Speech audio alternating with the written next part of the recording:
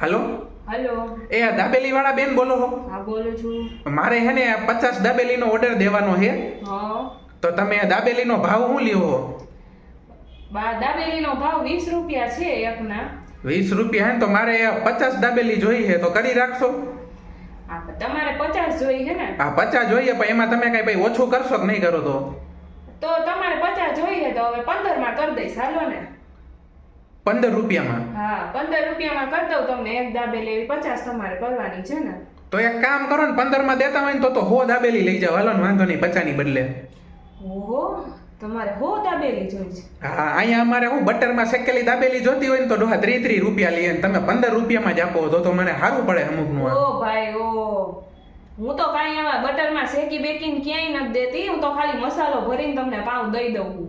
તો તમે તેલમાંય નહીં ધરો? તેલમાંય નહીં ને બટરના તો 40 રૂપિયા લઉં હું, અને તેલના તરેલા 25 રૂપિયા લઉં હું. ઓહો, તો 15 રૂપિયામાં તો તમારે ઘરે આવીને શેકવા જોઈએ ને દાબેલી બધી છે એટલી. ઈ હવે તમારી વાઈફ છે કે નથી? ના બાપા ના, મારો બર્થડે આવે છે, હું બધાને પાર્ટી દેવાનો હું, એના હાટું દાબેલી જોઈએ. પણ હવે કલાક થાય, હવે શેકી નાખજો ને ઘરે જઈને શું ફેર પડે તમને? વાંધો નહીં, હાલો ને, જવા દો, હાલો હું શેકી લઈશ ઘરે. તમે એક કામ કરો ને, હું તમને આ નંબર ઉપર ને પૈસા ટ્રાન્સફર કરી દઉં. તમે 50 દાબેલી રાખો ને અત્યારે પાર્સલ, હાલો. પણ તમે હવે હો કીધું એટલે હવે તો તમારે હો જ લઈ જાવી જોઈએ. હા ભાઈ, 100 રાખો, હાલો આવું. આવો આવો.